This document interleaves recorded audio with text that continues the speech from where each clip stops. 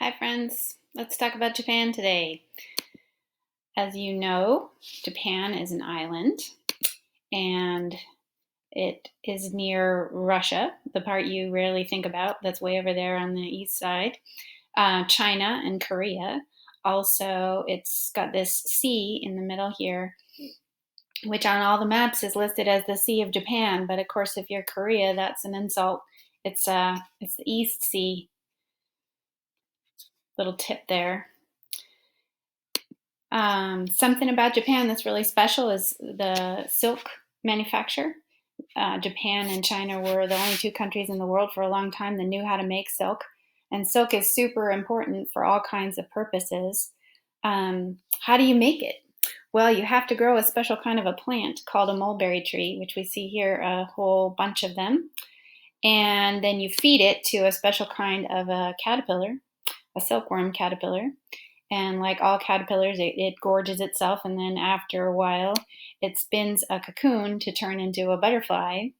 So these are silkworm cocoons here, and this is the silkworm larva that you would see if you unraveled the cocoon. But the thing about the silkworm cocoon that's really special is the material that the caterpillar uses to make it, which is like one long, super strong string. And so if you boil the caterpillars, which in their cocoons, which of course kills the caterpillar, and you can find the edge of the string. It's like the glue comes undone and the string starts to unwind. And here you see someone pulling the strings off of all the caterpillar cocoons, and then you can use that string. Here's a machine doing the same thing. There's actually little tiny cocoons in cups here, and each one of them is making a string that's going up to this spindle. You can take that string and weave it into a cloth. So this is the old-fashioned way on a loom, and this is a power loom, really modern, fancy one. In the old days, Japanese manual looms were exactly 14 inches wide, and so all of the cloth made in Japan, all the silk cloth was 14 inches wide. Here you see it nicely dyed. The interesting thing about the 14-inch wide cloth is that the Japanese came up with an amazing way to make a piece of clothing out of that cloth. If you've ever sewed anything, then you know that a lot of cloth goes to waste because you cut pieces out and it leaves little bits.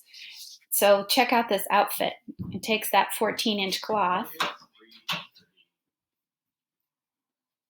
and drapes it over the shoulder and adds another 14-inch bit over the other shoulder, sew it down the back, open in the front, add a little collar and sleeves made out of the same size fabric, and without cutting or wasting anything, you have an amazing outfit, which is called a kimono, or if it's made out of a simple cloth, it's called a yukata. And here you see people wearing the kimono, which is usually worn several layers, several contrasting color layers. And then you've got this beautiful thick belt that the women wear called a obi. Different style slightly for a man, but same kind of concept. Japanese architecture is also really famous, and you might have seen some buildings like this. What's unique about these buildings is that the walls are formed by wood frames with a thick paper inset.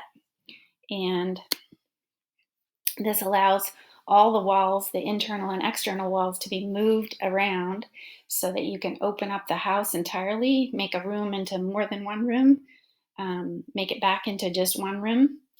And the floor is traditionally covered with these mats made out of grass called tatami. That makes it kind of soft and cushy. So the idea in a traditional Japanese house is you put out all your night furniture, the futon, you put it away during the day and it becomes a living room. You can rearrange this, it becomes a dining room, so that you can use all the spaces in a lot of different ways. Because the tatami mats don't hold up well when they're walked on with shoes, the tradition is to remove your shoes when you go into a Japanese house, and that's a tradition all over Asia, but especially strong in Japan. Here you see the slippers that the family has set out for guests so that they can wear slippers in the house after they take off their shoes. Funny story about that, when I went to visit Japan, I wore boots with long laces that took forever to lace up, and that was horrible. Don't do that. The problem is that your host has to sit there at the front of the house the whole time that you're putting your shoes on and taking them off and say welcome or thank you or whatever the appropriate thing is. And so if that takes a long time, then you're going to be saying thank you, thank you, thank you for a really long time. Get yourself some shoes that take only a minute to take off. That's my suggestion. Modern day Japan is a modern industrialized country, and this is the skyline of the capital city, Tokyo. Japan still has an emperor, has historically been a monarchy, but of course today's emperor is just a figurehead, someone who does official greetings and doesn't run the government at all. In 2019, just a year ago, Emperor Akihito gave up the throne, abdicated, and his son Naruhito took over. First time ever that we know of in history that a Japanese emperor gave up the throne while still alive. The actual power in Japan, though, is a democratically elected parliament, and the current leader of that parliament, actually for some time, is Shinzo Abe, who you see here, the prime minister, a very conservative nationalist. Japanese is written with 3 different alphabets. The kanji alphabet is actually Chinese alphabet, not an alphabet, not a phonetic language at all, a pictorial language. And because phonetic alphabets are so useful, Japan also has adopted 2 different phonetic alphabets, meaning ones that are based on sounds, not ideas. And so if you're a first grader in Japan, you just have to learn all 3 of these. Good luck. It's traditional to greet people in Japan with a bow instead of a handshake, much more sanitary. You'll also notice that in Japan, the hands are held down, not at the chest level like in some countries. And always the depth of the bow indicates your position in society. So here you have a superior and they're someone that they supervise, and you bow deeper to your superior or your elder to show your respect for them. Japan is a rice-based culture and master of the rice production. And here you see that kind of high intensity growing of rice that we've talked about before in China that allows a big yield with a very small amount of land. The traditions of Japanese rice farming are so important to Japanese people that a lot of farms have been preserved really just for their historical value, even though they don't produce the majority of Japan's food anymore. You probably know about sushi, which is the most famous of Japanese foods. Sushi actually just means fish with rice that has vinegar mixed into it, so it can be done a lot of different ways. The rolls are called maki sushi, and the little pads of rice with fish on top are called nigiri sushi. And if you eat the fish, raw fish by itself without the rice, it's not sushi at all. That's called sashimi. You might have also had tempura. Fried food in Japan excels over all fried foods of anywhere I've been in the world. You can find anything fried and it's lovely. You might know something about manga. I thought you might be interested to see. This is manga, cartoon graphic novels from Japan from before World War II, from before the time of US influence. And you can see a fight scene here, and here another fight scene with a female hero.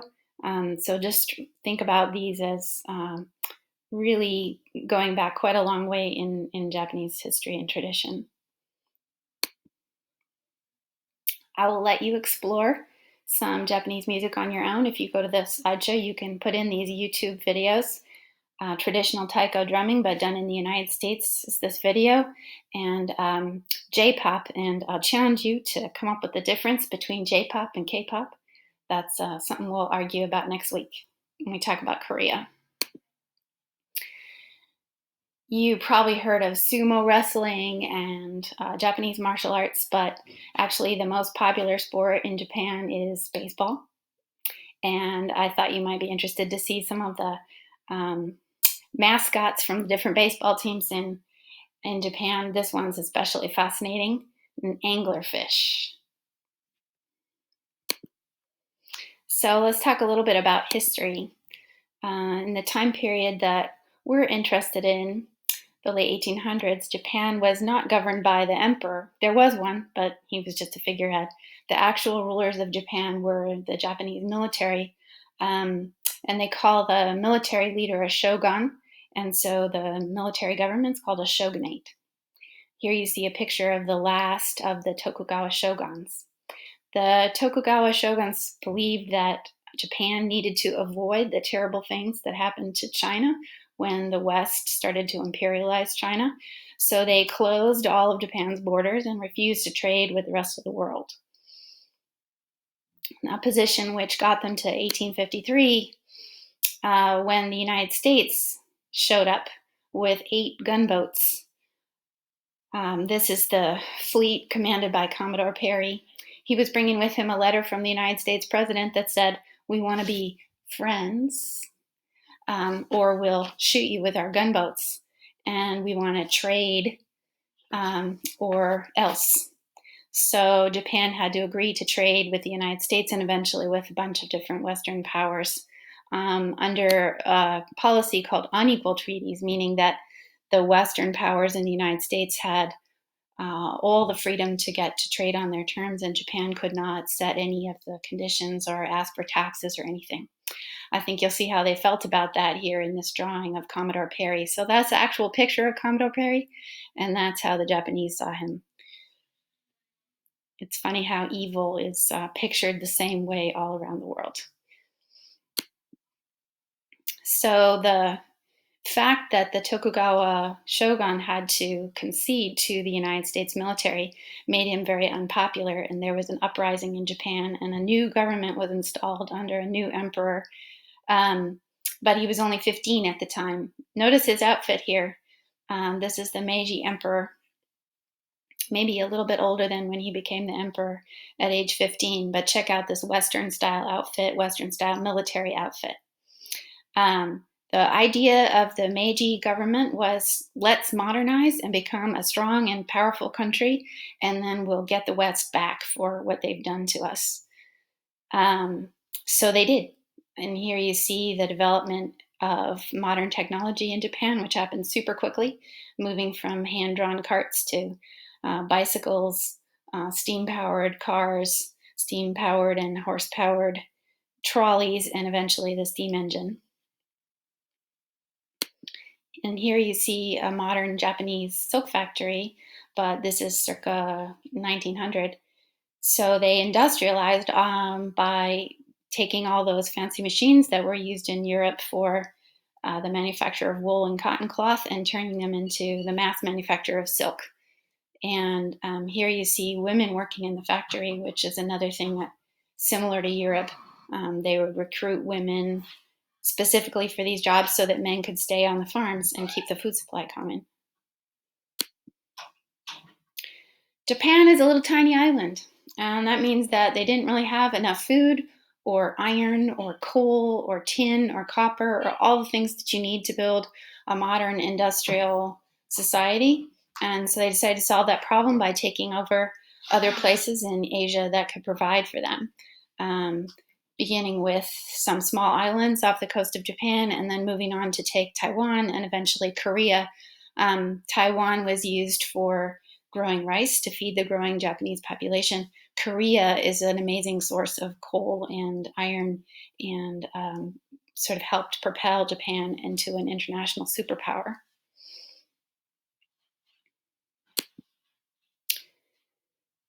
So by the time World War I started, Japan had a modern, well, really by the time Japan started fighting with Russia over Korea, Japan had a modern, steam-powered, ironclad military navy and an extremely disciplined and large military. The government was focused on militarism and nationalism and building up its international power. And they allied themselves with Britain and fought on Britain's side in World War I. And here you see some of the amazing military power that was unleashed from Japan. After the war, the Japanese expected to be treated as equals by the European powers that won the war. One of the things they did was ask for an official statement of anti-racism to come out of the League of Nations. This is the language that they were asking for, the idea that there is equality among nations and that no one should be disrespected. Seems pretty basic, but it was not something that the European powers could agree to. In fact, they really did think of the Japanese as inferior and refused to even attend the vote in order to allow it to be passed. So you can imagine what an affront that was to a nation that was growing in power. The insult became an injury in the 20s when the United States and some other countries passed laws forbidding Japanese to immigrate to the United States. This was strictly a racist law, but it was especially damaging to Japan because the Japanese government needed a place for the growing population to go. There was just not enough room for everyone's ambitions and for everyone to eat in Japan. So people needed to immigrate, and in fact did all over the world, but not to the United States after the 20s. Another insult to Japanese. 1931, Japan invaded northern China, also known as Manchuria or Manchukuo, on a pretext and began to invade China. If you think about it, this is really the beginning of World War II. Japan is saying that they're going to take over Asia, and they are demonstrating that kind of dominance and carelessness in terms of what the consequences that inspired the Italians and the Germans as well. By 1937, Japan had aspirations to take the rest of China and the military power to do it. What you see in this picture is the result of an aerial bombing. So remember those planes that we talked about in World War I that didn't do much? This is a plane that does do a lot. This is a metal-bodied plane that can carry an enormous number of bombs and a multiple-person crew. And this is one of the world's first aerial bombings where planes just dropped and dropped and dropped on Shanghai, the city of Shanghai in China, and destroyed it. After that, the Japanese forces moved inland to the Chinese capital of Nanjing, and in this picture you see a pile of bodies, one of many photos from the attack on Nanjing, the massacre at Nanjing, which people call a rape because there was a lot of rape and also because so many people were killed. It was a bloodletting, just a vicious attack that was intended to scare, terrorize the Chinese people, and resulted in many hundreds of thousands of deaths. So what we've just talked about is the beginning of World War II, but what I want you to think about is what Japan was thinking about and saying their purposes were here. The argument that Japan made for its invasion of China and Korea is that it was rescuing Asia and later Vietnam and the Philippines from Western control, that Japan was a liberator and a friend to Asian countries that was helping them develop and modernize. If you think about that kind of argument, this argument that their brutality was in fact helping the people that they were brutalizing, then you might recognize it as something similar to the kind of white man's burden that we talked about Europeans having in Africa. And in this case, it's Japan man's burden. But obviously, not what they were actually doing, just what they were saying, maybe what they were thinking about what they were doing. So next week, we'll talk about Korea. And today's hidden icon emoji is right here. So save them up and see if you can make your sentence.